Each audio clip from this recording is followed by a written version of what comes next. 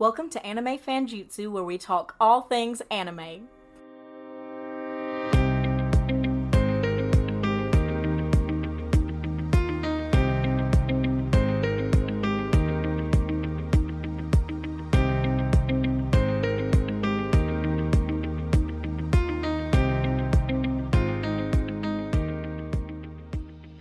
We are back, and today we have the whole crew. We have Becky, Christian, and Julian. We have some fun things planned, and we're going to start with our top 5 Attack on Titan characters. So who wants to hit me with their number 5? Oh, we're starting with number 5? Oh, yeah, you got to always work up to the best. I know my top 3. I'll start then. My number 5 is Connie Springer. And it's because when Connie had the chance to save his mom by killing a child, he let the child live. So that qualifies him for top 5 to me. What about you, Julian? I think a lot of people are going to expect this to be a lot higher. I'm going to give it to Armin. Armin, that's a solid choice. He's one of the big 3 there. He is. I think he's the best of the big 3 in a lot of ways. When he let himself get completely set on fire, that was a bold move. Yeah, he sacrificed a lot for the team. He's trying to replace another great character in role in Erwin. Pretty solid character. What about you, Christian? Reiner is my number 5. Also a solid choice. So far, nobody's picked anything crazy, but I'm guessing that will change. My number 1 is crazy. What about number 3 is a little insane.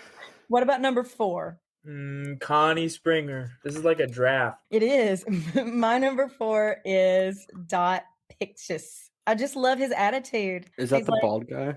It is the bald guy. He's so fun. It's a good pick. I think all of the leaders of the groups are pretty good. Although you don't really get the military police people, do you? I for my number 4, I have Hannes, the guy who failed to save Aaron's mom and then died. Oh yeah, I like that guy. I do like him. He had a really good arc. Mm-hmm. He grew, so that was good. Yeah. It's he's a very tragic character since he doesn't really succeed at any of his goals, but relatable. Yeah, that is also a good choice, and I like his jacket. True. The Garrison Regiment has such a good logo. They have the coolest logo. I'm inclined to agree. Now it's going to get serious because now it's the top 3, the ones that Christian actually was prepared with. Who's your number 3, Christian? Hanji. I just want to say that the last episode that came out, Hanji was the GOAT. Yeah. I love that she went out in a blaze of glory, and I love that they showed her in the afterlife because I would have been really upset if they had not. What about you, Julian? In number 3, I'm going to have Erwin, the predecessor of the Scout Regiment for Hanji's position. I feel like we're going to hear his name again in this. Very Not likely. from me, though. But yeah, he was pretty awesome. His speech at the Battle of Shiganshina, the my soldiers rage, my soldiers fight speech is probably the most emotional scene in that show to me. It's a good one. He was a good leader. My number 3, Christian, you're probably going to be surprised that she's not higher, is Mikasa Ackerman. I just love, there are so few really strong OP girl characters. Usually the OP character is a guy, usually a guy with white hair. And I just love that Mikasa is somebody that I can cosplay her and I can be Mikasa and I can be cool. So I actually named my last car Mikasa because of that. So she's my number 3. My number 2 is Zeke. I kind of forgot about Zeke. I thought he might be your 1, but now I know who your 1 is. Almost my number 1. No, I don't think you know who my number 1 is. Number 1 is the worst one. Oh, it may have changed then. What about you, Julian? Who's your number 2? This is going to be the controversial opinion, I think. I got Floke up there. No. I like Floke's arc is so good. From being a guy who really hates Eren and being, kind of not willingly in the dangerous place, but having to be kind of forced into it. And then realizing that he's going to die, experiencing survivor's guilt, blaming Eren again, and then ultimately kind of following that same path that Eren felt, where, he feels like the genocide where everyone besides, well, that spoiler, but the whole events of season 4 are necessary. He's a terrible person. I really just wanted him to get killed the whole time he was in the show. For being there for maybe a season and a half, his arc is very well done. And what happened in the last episode, I got a lot of respect for that scene. I think that's a really good scene to show how dedicated he is after everything. I don't. Once again, he's not a good guy, obviously, but Well, I think his arc's so well done. One thing that I think of too sometimes when I'm thinking of good characters, like as far as the show goes, and I think you can say this for him, is that I think as an actor, who would I like to play in this show? And that would be a great part for an actor, just because he has all the emotions. And I think that would be like a meaty role. Mm-hmm. It's such a well-developed character, I don't know. But it is a spicy take. My number 2 is Hanji. Again, with the strong female characters, I love that even though it is super violent and kind of depressing, I love that Attack on Titan doesn't have your average anime. Like, here's a schoolgirl in a short skirt and a lot of cleavage, and We she should gets watch everything she Attack on wants. Titan school one. The school anime. The junior high? Yeah. That sounds like a terrible idea. Did you watch it? No. I heard the intro for the first time recently. It's like Uncanny Valley of the original Attack on Titan intro. No, I'm gonna have to listen to it. We were playing Guess That anime opening, and I said it's Attack on Titan, but it's wrong. And it's like you woke up in an alternate dimension and started watching Attack on Titan. And it was Attack on Titan junior high version. I just like, how would that even translate? It's such a violent show.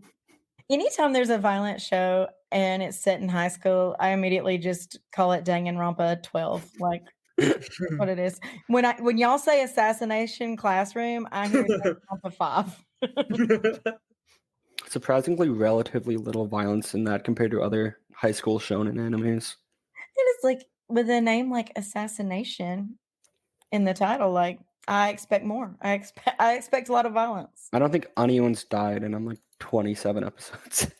Little spoiler. Well, aren't they just trying to kill the teacher? Yeah. So that's why, but so like this is something middle schoolers will love. Mm-hmm. The teacher's like an alien and they get to graduate if they kill him or something. Wow. Is that correct? I think so. Yeah. One episode. They get like millions of dollars if they kill him, I think. Do we know what Attack on Titan people are doing in high school? Or junior high? I don't think they're making it to high school. Oh, in the thing, I think being bullied by the Titan people. That's so weird. That's so weird. Okay, number 1. Now, Christian, before you say yours, I would have guessed Erwin, but I'm guessing not because it's not. So who is it? Kenny. I can see that for you. Kenny is the best character. Julian may have the same number 1 because I know y'all are on the Kenny bandwagon.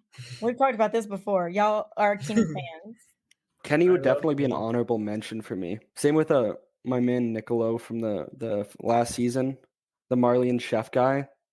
Oh, who kind of falls in love with Sasha or whatever. But no, my number 1's got to be the classic man, Reiner. Yeah. I can't believe my number 1 wasn't even in y'all's top 5.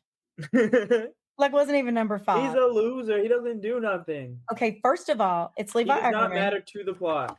Second of all, he saves Aaron's life in the most awesome way. That's why he exists. At the beginning of the show.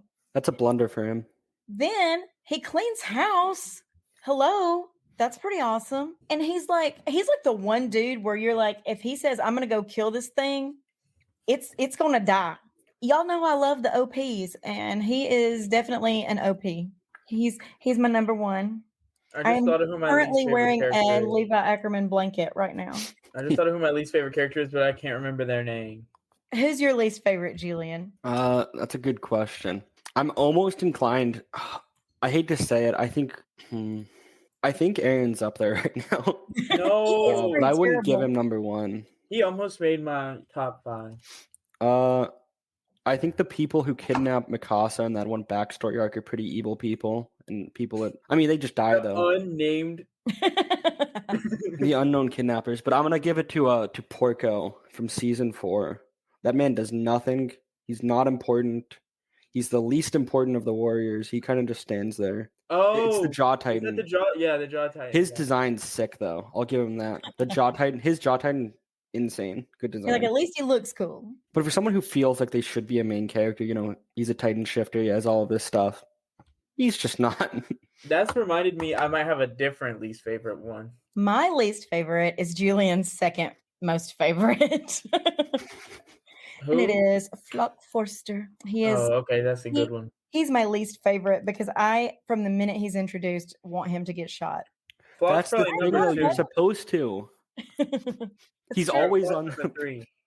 He's always against the people you want to win. Yes, they do a really good job of writing him in a way that makes you hate him. Yeah, Isayama, he wrote a terrible character, but he wrote that terrible character perfectly. That's why I got to respect it. Okay, Christian, who's your least favorite? So I was between a couple of them, but I think it's Peak.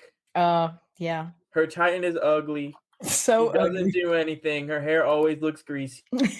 At least her like little story with the people that are inside of her tank are like kind of cool. That's like I almost said Yelena. Oh my!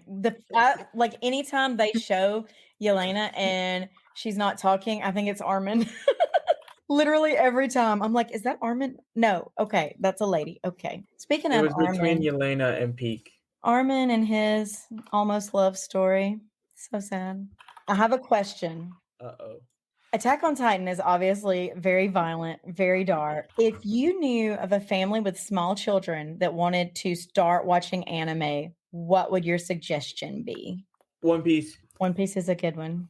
I'm gonna need a moment to think on this. I'm going with Spy Family. It is so wholesome. Or Pokemon. And obviously Studio Ghibli, but it's like movies, not TV shows. But I love that Spy Family is super wholesome. I don't even think there's any cursing in it. A little bit of violence, but I don't even think there's any cursing. There's not many like even My Hero has Mineta and Naruto has Jiraiya. I don't think there's hardly any inappropriateness in Spy Family. I think One Piece is a decent pick. If you put your kids on One Piece when they're kids, then by the time they graduate high school, they'll be done.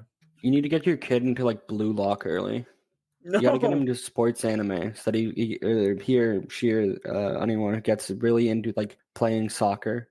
Not Blue Lock, actually. Blue Lock's a little messed up, but some sports anime out there. I heard Haikyuu was good for kids. Haikyuu, but I've not seen it. Get your kid really into volleyball. I doubt someone dies in that show. Maybe they do. Maybe I haven't watched it, but I think does someone die in Blue Lock?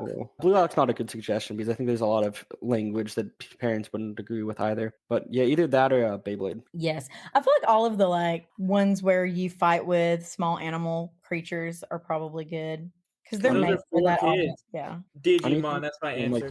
Unlike last time, I will not sing the opening. You can listen to another episode and hear that. I'm not making my kid watch My Hero Academia because it's good for kids, but then they'll be a loser. What? No. It's so good. It starts out really, it's like Harry Potter. It starts out really kid friendly, and every season is darker and darker and darker. And now it's like really dark. I love it. It's not my favorite, but I love it enough to have a tattoo from it. I'm going to make my kids read Berserk. Ooh, speaking of Berserk, I started a new show called Berserk of Gluttony. Have either of y'all seen or heard of that? I used to when I went to buy manga at like Barnes and Noble, I would go to try to get Berserk, and then I would see Berserk of Gluttony and be misled. It's almost like a video game world. Like people have levels and they have skills, and like when you get experience, like a little screen pops up over your head and it was like skill acquired. You know, it's like almost like they're in a video game, but it's supposed to be like real. And this one guy, his skill is gluttony. And his skill sucks because it just makes him hungry all the time. Like his belly's always growling and he wants to be like a warrior, like all the cool people, but he can't be because he's just like a little skinny kid that's always hungry. Well, then he is guarding the gate. He works for this family of royal knights and they're supposed to be guarding the gate, but they pay him to do it. So they don't have to do it. And these thieves break in. Long story short, he ends up stabbing one of these thieves and his gluttony skill activates and he like steals the skills of that person. So then he gets like telepathy and identify. And so then he finds out, wait a minute, when I kill things, I get their skills. And, you know, hilarity ensues. I hate any video game show. That's my least favorite part of it. I like the idea of like his little quirk or whatever, but I don't like it when the little screen pops up and it's like identify, acquire. That's why I couldn't watch Shield Hero because it was annoying with its like made up video game stuff. The reason I started this one is I was looking for something to watch because I had like 30 minutes before I had to go do something and I could only watch one thing and I didn't want to like get really into something and only the first episode was out. And I was like, okay, I'm gonna start this at the beginning. And so the first episode is out and I have watched it and I will probably watch the second and we'll see how it goes. Make sure you subscribe to the podcast wherever you get your podcasts and be sure to follow Anime Fanjutsu on Instagram. We are at Anime Fanjutsu.